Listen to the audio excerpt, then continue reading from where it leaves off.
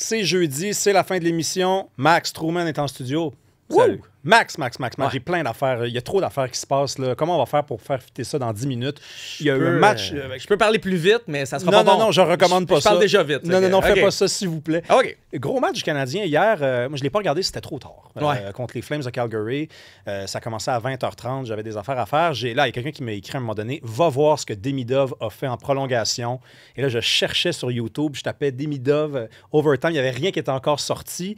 Quel beau jeu. Il arrive il prend la rondelle en zone offensive, il tricote avec, il finit par se mettre sur le reculon, il la passe à Matheson, victoire du Canadien en prolongation. Ouais, puis tu sais, ça, tu fais bien. Là, les matchs dans l'Ouest, là, je veux dire, si c'est ta job, c'est correct, mais toi, c'est pas ta job de suivre le hockey. C'est tard, tu fais bien. Les highlights, les faits saillants, soit les bulletins sportifs, soit les réseaux sociaux, c'est parfait. Puis Demidov s'est mis comme à 180, il reculait vers le but adverse. La dernière fois que j'ai vu quelqu'un faire ça, c'était moi à NHL 2004. Genre, on le mettait avec R2 à l'envers, puis on reculait vers le but, puis ça n'avait pas de sens. Demidov le fait dans NHL et ça fonctionne. Puis tu vois que personne a compris ce qui se passait dans la tête à Demidov, sauf un gars, c'est Mike Matheson, qui est parti de gauche haut, il est allé en bas droite et il était où Demidov a fait la passe. Donc, c'est des grands esprits qui se rencontrent sur la glace. Puis c'est les deux meilleurs patineurs, honnêtement, de l'équipe, Ouais. je pense. Là. Matheson, qui a très bien compris où il s'en allait, probablement qui se pratique un peu à l'entraînement. Quelle équipe en prolongation, le Canadien? Ouais, C'est incroyable, ouais. ça. Puis c'est ce qu'on dit, tu sais, c'est drôle, les gens me voient arriver dans le corridor ici, puis tout le monde me parle de sport, puis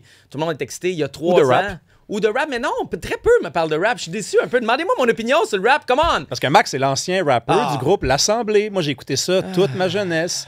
OK, continue sport, Ouais. parce que je veux pas te gêner. Non, mais tout le monde me parle du Canadien, puis il y a 2-3 ans, quand on croisait du monde, c'est-tu plate, hein? Hey, c'est-tu poche? C'est-tu long? C'est-tu... tu sais, tandis que là, tout le monde est excité. Le monde aime voir cette équipe-là. Lane Hudson est le fun à voir. Suzuki est le fun. Caulfield est le fun. Puis en ce moment, c'est Jakub Dobeš qu'on parle beaucoup. Hey, le gars, il n'a pas accordé un but en pré-saison. Puis en 4 matchs, il y a 4 victoires depuis le début de la saison et il a accordé un but ou 2 buts. Bref, il est un des meilleurs gardiens de la Ligue. Il risque d'être en domination pour le trophée Calder si ça continue. Personne n'en parle. Personne n'en parle. Sauf ici, on commence à Montréal. Oui. Là, tu sais, ça commence à être un petit sujet. Mais c'est le fun sur le Canadien en ce moment. Puis tant mieux. Puis je suis sûr qu'il y a des gens qui nous écoutent en ce moment qui, il y a 2-3 ans, auraient déjà changé de poste, mais là, sont comme « Hey, le Canadien, c'est cool. On va l'écouter, l'ancien rappeur qui parle de sport, un peu avec Rémi Villemur. » Tu sais que ce que j'aime avec Dobeš, moi, c'est que c'est un gars... Moi, j'aime beaucoup les gardiens. Check-moi bien aller, qui sont un peu malades mentaux. J'aime les gardiens de but qui ont des drôles de personnalités. Tim Thomas, Dominique Hachek. Tu sais, des gars que tu dis, c'était qui le gardien de but de Vegas, là, qui avait des tatous partout jusque dans le cou? Robin Leonard. Robin Leonard. Ouais. Bon, et Dobeš, quand la rondelle est en arrière du but, puis que c'est un défenseur qui attend que les changements soient faits, il se retourne, il joue avec le joueur de l'autre équipe avec son bâton. Tu sais, tu sens que entre ses deux oreilles, c'est pas exactement pareil que dans la moyenne des ours. Là. Moi, il y a quelqu'un chez le Rocket de Laval, le club école du Canadien, qui m'a dit tout le monde parle de Jacob Fowler comme le futur gardien numéro 1. Il dit c'est au moins autant de chances que ce soit Dobeš. Il a pas dit que Fowler était pas bon. Il a juste dit Dobeš ne le sous-estimez pas. Puis ça, c'était il y a 1 an et quelques semaines. Bref, il avait raison. Puis il dit ce gars-là a un mental de fer. Il est inatteignable. Il est inébranlable. Il a comme les eyes on the prize. Là. Il sait où il va. Et il va y aller. Il est dérangé par rien dans son chemin vers les sommets de la LNH. Fait que, tu sais, oui, il y a un mental, il est spécial, il est dans sa bulle. Puis tu le vois sur les réseaux sociaux, il va faire une publication drôle. Après ça, il va prendre parti pour quelque chose. Après ça, il fait une pub de matelas où il est assis mou sur son matelas pas déballé. Tu sais, je veux dire, c'est une drôle de bébite. Puis c'est ça que ça prend pour être devant le filet dans le sport professionnel. Vraiment, ça prend des gars étranges pour être des gardiens de but. On a vu Montembeau il y a quelques jours, on en avait parlé, je pense. Il devinait le tape des joueurs de l'autre côté, la couleur, le gaucher, droitier. C'est des drôles de bébites, les gardiens de but. Je voulais qu'on parle de l'Avalanche du Colorado parce que là, bon, ça fait 30 ans que les Nordiques ont déménagé au Colorado. C'est une tendance dans les équipes de la Ligue nationale, des fois, de ressortir des vieux chandails pour réveiller les nostalgiques. Et là, ben, les vieux chandails de l'Avalanche, c'est les chandails des Nordiques. Je sais pas. Scandale ou nostalgie? T'es-tu content, toi, de voir ça? Trouves-tu ça cool?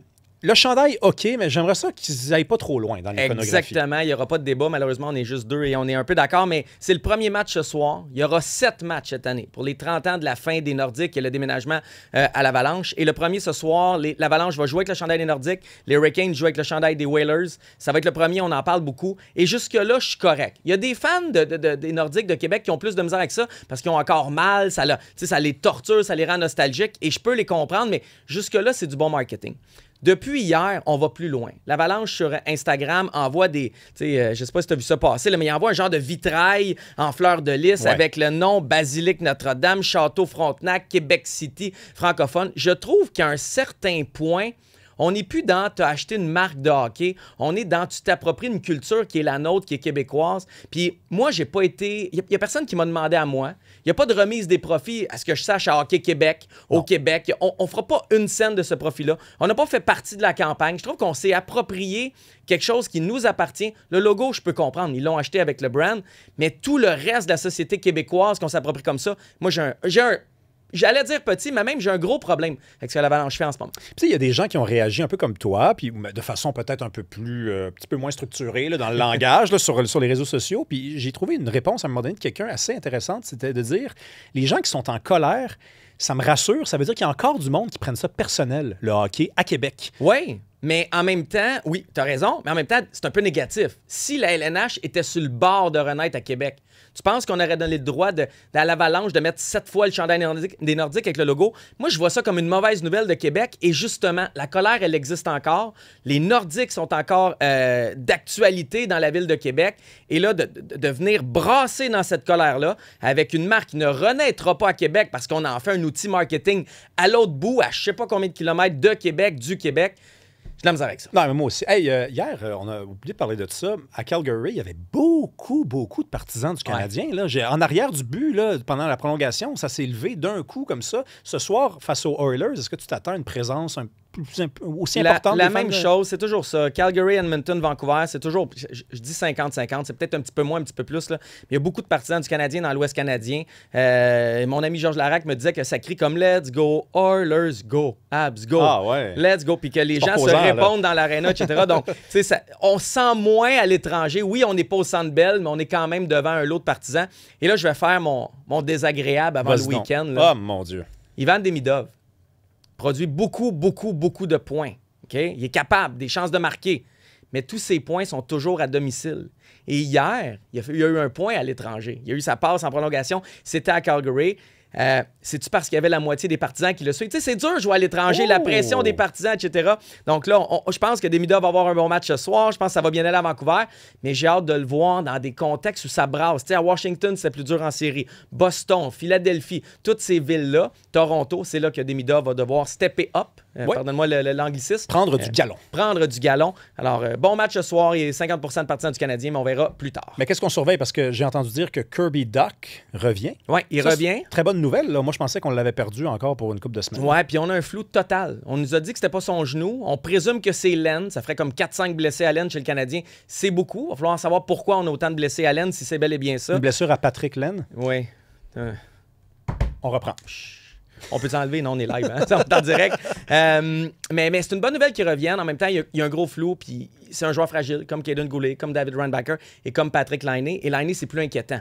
Lui est dans une deuxième opinion médicale. On ne sait pas ce qu'il a eu. On pense que c'est son genou, mais on ne le sait pas lui non plus. Est-ce qu'il aura besoin d'une troisième opinion, d'une quatrième opinion? Lui, c'est plus inquiétant, mais en même temps, son rôle avec le Canadien est plus petit. On en a moins besoin de Patrick Laine. Donc, en tout cas, quelques blessures à observer chez le Canadien, mais Kirby Dach jouera ce soir, et ça, c'est une bonne nouvelle. Les Oilers sont 3 victoires, 3 défaites. C'est un drôle de début de saison parce qu'on sait, là, on entre dans les saisons très importantes dans le contrat de Connor McDavid. Ben, c'est la dernière de son vieux contrat, mais il donne encore 3 ans à l'équipe là, pour gagner une Coupe Stanley. Je pense que les Oilers vont sortir fort ce soir. Là. Je pense que oui. Connor McDavid n'avait pas marqué encore jusqu'à il y a quelques heures. Et là, il a ouvert le compteur. C'est Connor McDavid, c'est Leon Draisaitl, ce sont les Oilers d'Edmonton.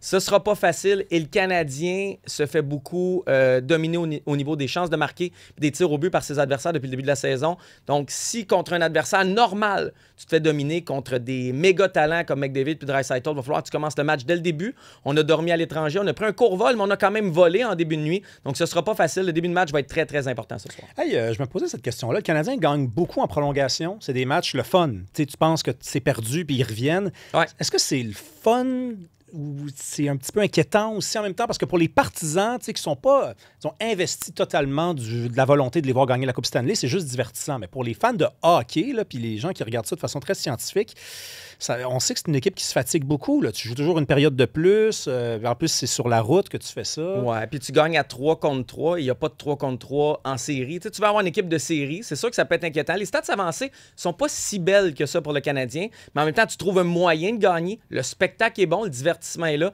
Mais c'est sûr qu'en regardant le Canadien contre des équipes qui ne feront pas les séries, depuis le début de l'année, c'était souvent des équipes qui ne feront pas les séries, de savoir que tu gagnes toujours serré, in extremis, à la fin, en te faisant dominer quand même au niveau des chances et des tirs, ça peut être inquiétant.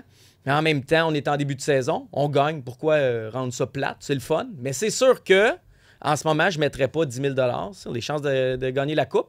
Mais je vais avoir du fun ce soir. Moi, je vais l'écouter. Toi, tu vas te coucher, tu vas regarder des TikTok demain matin ou des YouTube. Moi, je vais le regarder pour avoir du plaisir. Prédiction ce soir?